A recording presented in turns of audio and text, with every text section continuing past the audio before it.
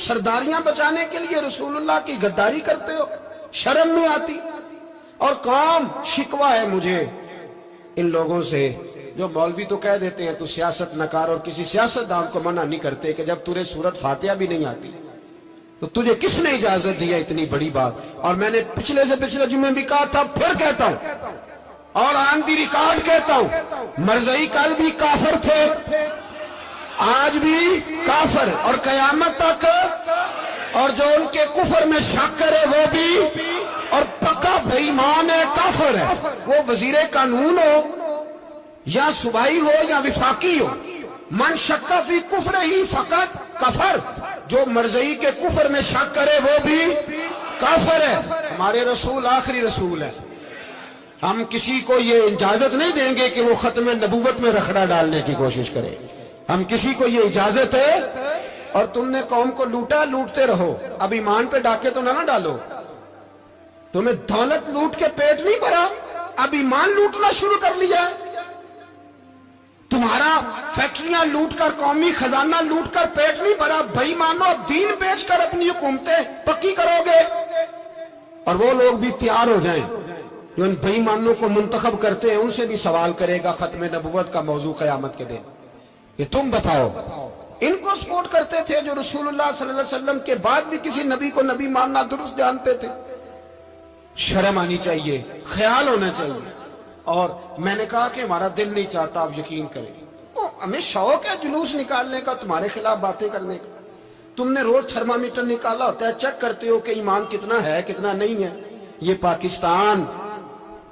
پاکستان اگر صوبہ سندھ ہے تو حضرت عبداللہ شاہ غازی کا ہے، اگر بلوچستان ہے تو حضرت بابا عبد الرحمان کا ہے، اور اگر پشاور ہے تو وہ صوفیاء کا ہے، اور اگر یہ دھرتی پنجاب ہے تو یہ داتا علی اجویری کی ہے، یہ بابا فرید الدین کی ہے۔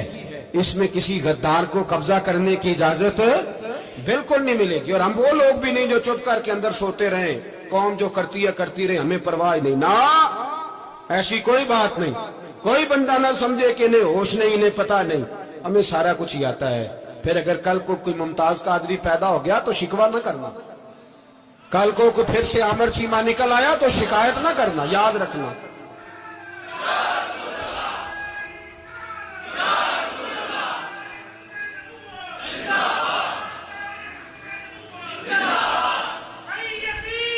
تو میرے بھائی کھول کے بول، یا نبی رسول کے بول صلی اللہ۔ تو یہ مشورہ ہے،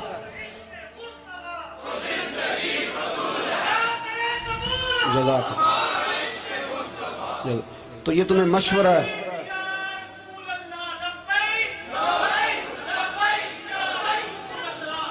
میری بات سنیں، یاد رکھیں، یہ لوگ بعد میں پچھتاتے ہیں، پھر مناظرے کراتے پھرتے ہیں، اس نے صحیح کیا کہ غلط کیا، پھر انہیں ہوش آتی ہے بعد میں، پھر ان کے ہواری نکل نکل کے میدانوں میں دلیلیں دیتے ہیں۔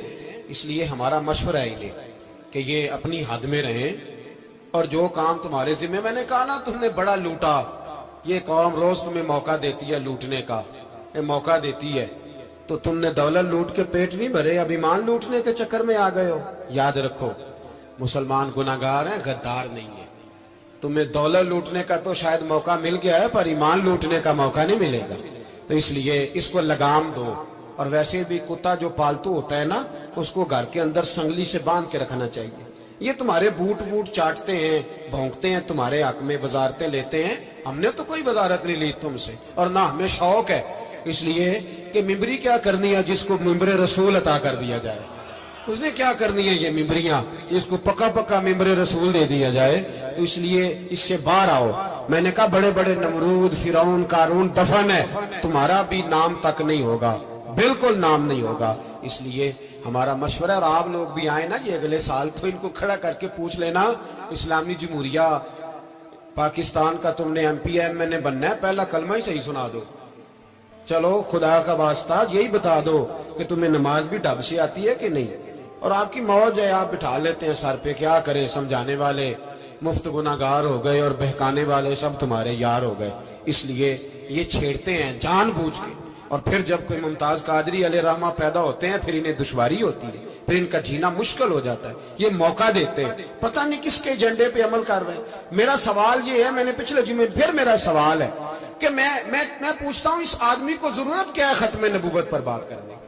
جب امت مسلمہ کے متفقہ فیصلہ ہے کہ مرزائی کافر، اسمبلی نے بل پاس کر دیا کہ مرزائی ان کو اقلیت قرار دے دیا، اور جب سے وہ اقلیت بنے نہ ہم نے ان کی عبادت گاہ جلائی، نہ ہم نے ان کو قبروں سے نکالا، نہ ہم نے بس ٹھیک ہے جیسے عیسائی رہتے ہیں، یہودی سے کس ملک میں رہتے ہیں وہ بھی رہے، اقلیت بن کرے کوئی پر تم انہیں کھینچ کھونچ کے کیوں قریب کرتے ہو؟ تمہارا کیا جرانہ ہے ان کے ساتھ؟ بتاؤ تو صحیح۔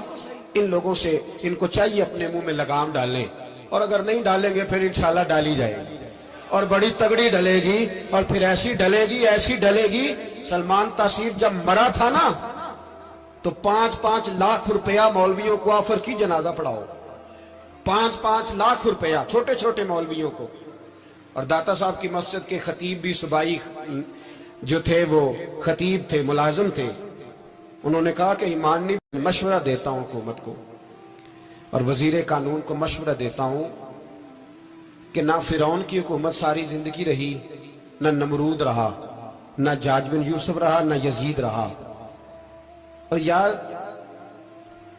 درباری بن کے حکمرانوں کی چاپلوسی کرتے کرتے تم یہاں تک آ گئے ہو کہ اب نبی پاک کی عزت کو آنچ ڈالنا شروع کر دیا ہے۔ اور آپ یقین کریں سیاسی جماعتوں کا اتنا برا حال ہے کہ ان کے لیڈر کے بارے میں کوئی بات کرے تو پاگل ہو جاتے ہیں یہ احتجاج کر کر کے، اور اس نے ڈائریکٹ کہہ دیا کہ ختم نبوت کا مسئلہ ہی کوئی نہیں، جو دین کی بنیاد ہے، کسی کو پرواہ نہیں۔ مجھے تو ان لوگوں کی فکر ہو رہی ہے جن لوگوں نے انہیں ووٹ دیے ہیں، وہ اللہ کو کیا جواب دیں گے؟ اور یہ اللہ ماشاءاللہ ساری سیاسی جماعتیں اس طرح کی۔ اور میرا وزیر قانون صاحب کو بھی مشورہ ہے کہ زندگی بڑی تھوڑی ہے، بڑی تھوڑی، اللہ سب کو معاف کرتا ہے، اپنے رسول کے غداروں کو معاف نہیں کرتا۔ اور یہاں تمہاری گاڑیوں پہ جھنڈے لگے ہوئے ہیں، وہاں بھی تمہارے جھنڈے لگیں گے، پر اس لیے لگیں گے کہ یہ غدار ہے ناموس رسالت، یہ جھنڈے لگیں گے۔ شرم کرو اور ڈر جاؤ، بس کر دو، تمہارے منہ میں اب دانت پورے نہیں رہے۔ کوئی شوگر کا مریض ہے تو کوئی بلڈ پریشر کا، تو کوئی ہارٹ کا، تو کوئی کینسر کا۔ شرم کرو اور اپنی قبر کی بھی تھوڑی سی فکر کرو۔ بتاؤ پاکستان کے کتنے صدر گزرے، وزیر اعظم گزرے، تو ان کی قبریں کہاں ہیں؟ کوئی جاتا ہے ان کی قبروں پہ؟ کسی کو خبر ہے؟ کیوں اپنے لیے جہنم کٹھی کرتے؟ سارا کچھ دنیا داری رہ گئی ہے، سارا کچھ صرف یہی رہ گیا۔ حضرت ابو بکر سردار تھے، حضرت عمر سردار تھے قبیلے، حضرت عثمان سردار تھے، انہوں نے سرداریوں کو ٹھوکر مار کے رسول اللہ کے قدموں میں بیٹھنا پسند کی، سرداریاں چھوڑ کے غلام بن گئے۔